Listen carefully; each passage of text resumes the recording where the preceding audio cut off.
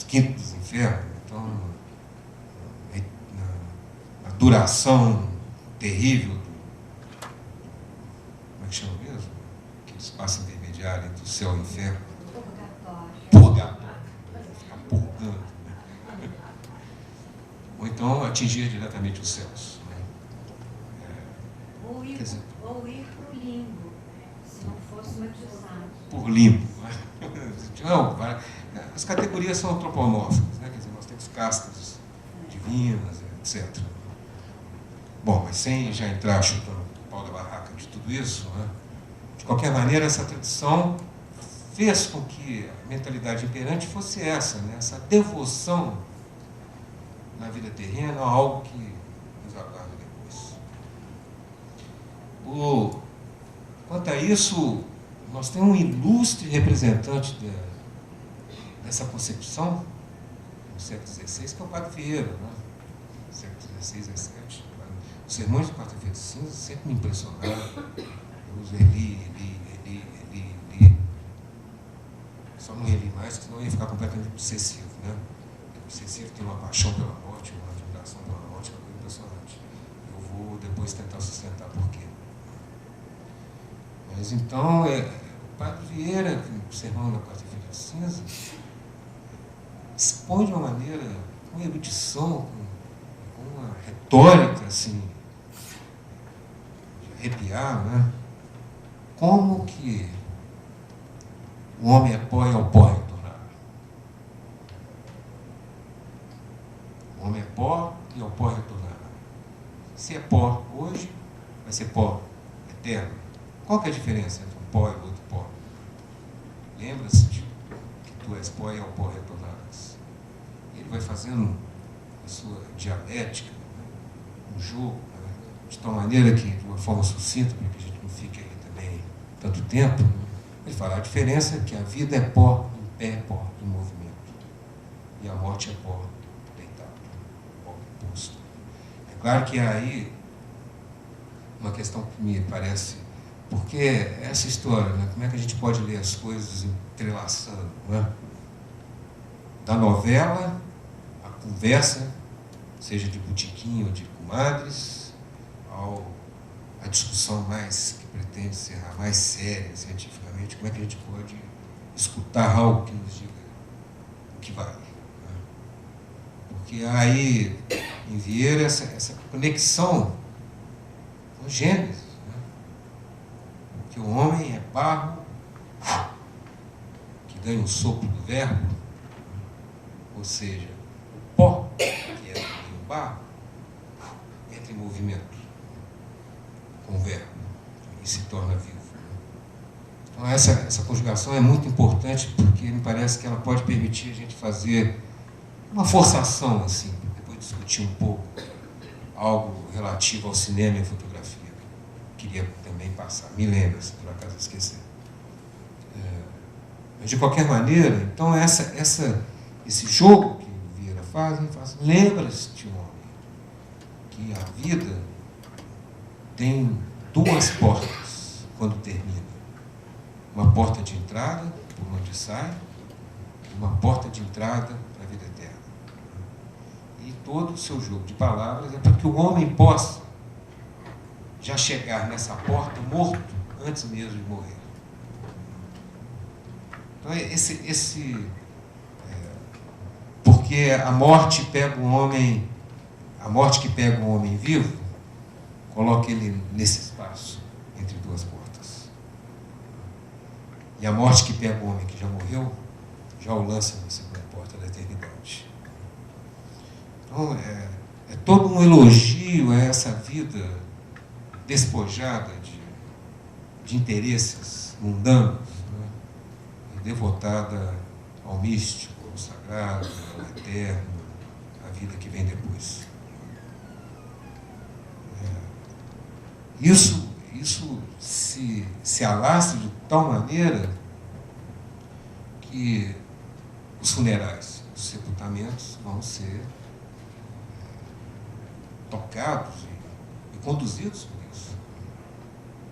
A tal ponto que, de uma maneira mais simplificada, a gente poderia dizer assim, que a encomendação dos corpos que advém dessa mentalidade, o corpo tem que ser bem preparado, porque é assim que ele vai ser bem recebido. O corpo é totalmente preparado para que assim possa ser bem recebido. E no caso dos adultos, né, a roupa é preta, a roupa é cinza, porque se trata de um luto, mas também porque já foi manchado pelo sexo e pelos pecados do sexo. Então é preciso que a vestimenta diga algo a respeito disso. Já as virgens e as crianças, inocentes e puras, porque eram assim consideradas, pelo romantismo, da pureza, né, da assexualidade das crianças, que foi detonado pelo nosso Freud, pelo nosso bom Freud, elas sim eram vestidas de branco. A cor dos primeiros mártires da igreja, né, os primeiros heróis mártires da igreja, branco. Depois passaram a ser vestidos de vermelho, né, ou considerados vermelhos, eram brancos. A pureza. Aí toda uma influência da tradição judaica também. Do que é puro, do que não é puro. Né? E o branco também é alegria, né? Que é o estado que alguém tem que ter de elevação da sua alma para poder ser bem recebido. Não só a preparação dos corpos, mas até as sepulturas, né? As sepulturas infantis. Então, aqui em Bonfim nós temos o cemitério dos Bonfim, nós temos alguns, mas na Europa as famílias mais ricas então contratavam grandes artistas para esculpir crianças em gestos angelicais, ou de louvação, apontando para o céu, mas com um realismo que fizesse até, que causasse a impressão de que estavam ali presentes. Estavam ali presentes. Esse congelamento escultural que a fotografia depois entra na sequência, esse congelamento escultural da morte instalada naquele instante, esse instante dessa passagem, né? Essa passagem para outra vida. Então, aqui a gente pode ver, não é? Elegantíssimo. Meire.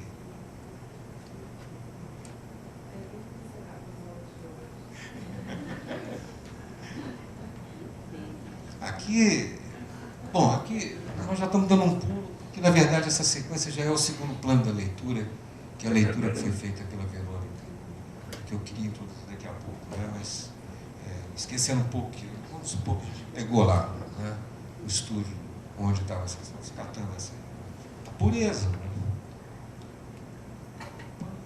Pureza virginal, branco, as flores, com essa saudação ao celestial, ao eterno, composta quase que em posição de oração, né? Então, isso aqui nos interessa muito, porque faz parte da narrativa da Verônica, ter introduzido esse capítulo com isso, que eu achei realmente surpreendente. São os anjos, né? Os anjinhos coroados, né?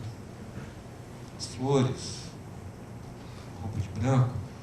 Era costume, inclusive, vestir essas criancinhas de santos, porque, assim vestidos, elas seriam recebidas e guiadas por esse santo no paraíso. E mais, sendo assim, devoção a esse santo e guiados por esse santo, seriam os protetores dos seus aqui na Terra, junto com esses santos. Né? Quer dizer, essa mostração dá-se a ver o morto, né, que pode nos causar um pouco de horror. Mas era uma cena bela, delicada naquela época. Tanto é que os mortos, os funerais, os enterros, as procissões de enterro, fúnebres, dos adultos eram geralmente no fim do dia, ou à noite. Das crianças era em pleno dia, se possível, no meio-dia. Tibério falou, percorriam as ruas, né, como uma exaltação desse ser angelical, que partindo, mesmo deixando dor, deve ser louvado porque é merecedor daquilo que todo mundo deve ambicionar. Então, são quase felizardos de não terem feito o recorde, né? São assexuados, virginais, etc.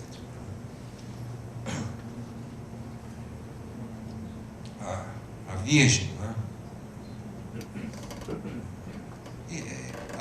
Vocês vão ver que tem uma foto aqui que é muito comum, porque você vê que aqui não há a urna, é um altar. Xixi é impressionante. Né? Ele montava no estúdio, é isso que eu estou dizendo. Uma época ele era assim. Um poço um altar. E tem uma foto que mostra aqui que é um poço, era muito comum você posto numa posição inclinada e assim percorriam as cidades, pudessem ser realmente exibidos, ou então em verdadeiros troninhos. Aqui é o exemplo claro, né, da figura do pai, da mãe, da família, né, essa mescla de um anjo que é celebrado pela família com um pouco de dor. Né. É interessante que o único que fita a câmera é outra criança virgem ali, que deve estar doida para ir também. Talvez com medo, né? Mas uma coisa assim, a família, tem algumas pessoas lá atrás, mas a figura central do pai, a mãe um pouco depois, quer dizer, essa estrutura patriarcal, né? Típica do período, a mãe, né? Vestida de branco, com o seu anjinho aqui não é bem um anjinho não, aqui é quase um anjinho, né? Faltaram exposição mesmo, posição de exposição, né? As crianças todas de branco, o pai. E aqui o anjinho que vai para o céu e o anjinho que permanece na terra, porque as crianças também era um costume comum, né? Das crianças encomendarem o corpo de participarem de funerais, quase como anjos protetores daquela passagem celestial. Em procissões, né? Isso até hoje, né? Nas cidades do interior, as crianças vão vestidas de anjo, né? E é um tal de matar galinha para fazer aquelas asas, né? As coroas, né? Da tradição judaica, né? Bom, então esse seria o primeiro plano de uma leitura assim, que seria dispersa aqui, nem tanto, que já pegamos um capítulo da narrativa da Verônica, que é o segundo plano. O segundo plano eu chamaria a narrativa da Verônica, eu diria que a narrativa da Verônica é quase uma narrativa onírica, quase como se fosse um relato do sonho. De um sonho feito em cima da obra do Xixi. As imagens como cartas enigmáticas, né? E como a gente realmente sonha, né? As imagens, às vezes as mais absurdas ou não. E quando você vai contar, você narra essas imagens, constrói uma narrativa. E nessa narrativa, como dizia Freud, o importante aí, ok, tem a narrativa, tem as imagens, tem todo esse processo de passagem, de velamento do inconsciente, né? Que ele chamava de pensamento inconsciente. Mas ele dizia, o importante nessa história toda é o sonhador. Ele não diz, é quem está falando do sonho. Ele fala, o sonhador. É aquele que está naquele que relata o sonho. Esse sonhador, o sujeito do inconsciente por excelência, o sujeito que nos interessa, na psicanálise, esse sonhador diz, é quem tem a chave do sonho. Você pode até pegar essas imagens todas dispersas, falar alguma coisa, mas é bem diferente de alguém que se empenha naquilo ali, quase como uma produção onírica, que sonha com aquilo. Sonha desejantemente com aquilo e faz daquilo um relato narrado, né? Feito Verônica fez. e dá vida a algo que estava objetivamente prestes a desaparecer, morto. Então, traz isso à vida. Estamos aqui, né? Trazendo à vida algo que podia estar desbotando, entregue. Então, se nesse segundo relato, primeiro, então, se a chave está com o sonhador, Verônica, curadora da obra, eu me empenhei aí. Já que é uma leitura psicanalítica, vamos aí, porque já tem uma interpretação. Sou eu que vou interpretar. O sonhador, que é o intérprete do próprio sonho. E como intérprete da obra de Chico Alckmin, eu vejo aí duas chaves. Primeiro, o próprio título, o olhar eterno de Chico Alckmin. E na parte que me coube fazer esse quarto plano de leitura que eu estou fazendo, eternidade. Quanto ao olhar eterno de Chico Alckmin, a apresentação que a Verônica faz, para mim também é magistral, não é? Mostra como que realmente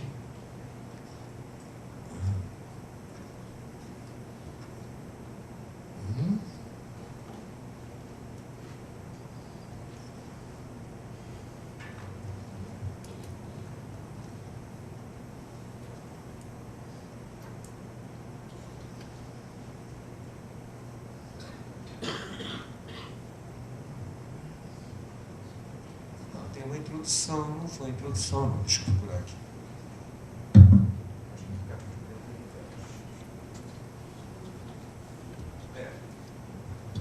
Nos interessa aqui, pelo menos hoje, né? Porque jamais teria pretensão de fazer um comentário sobre toda a obra.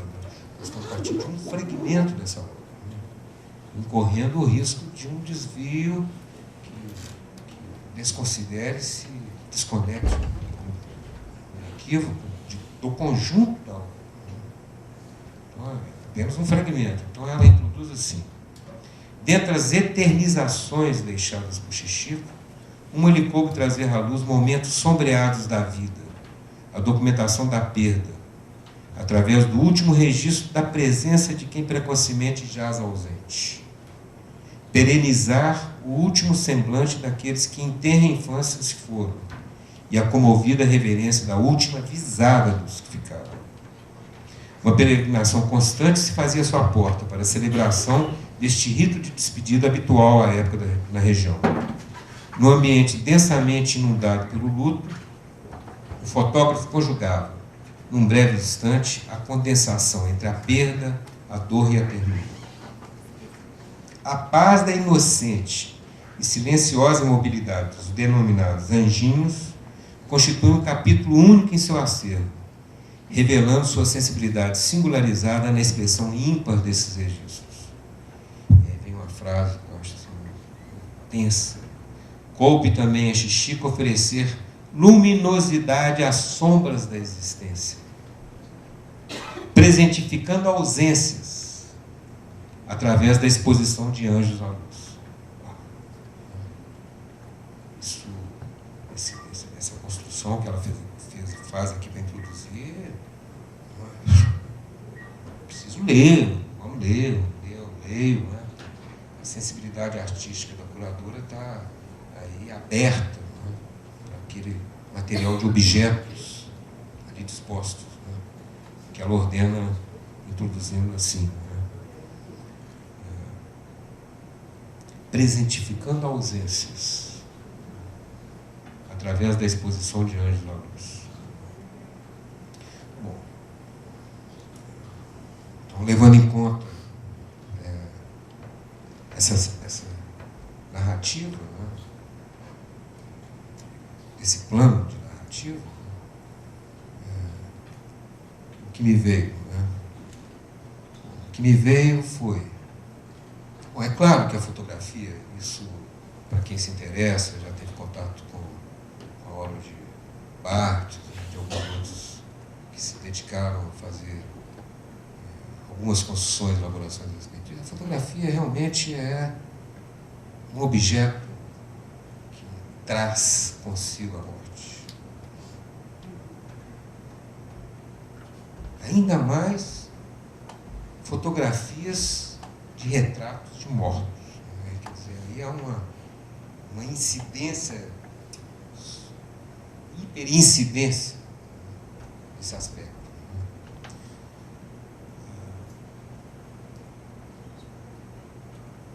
O que a gente vê nesse objeto? O que há aí, não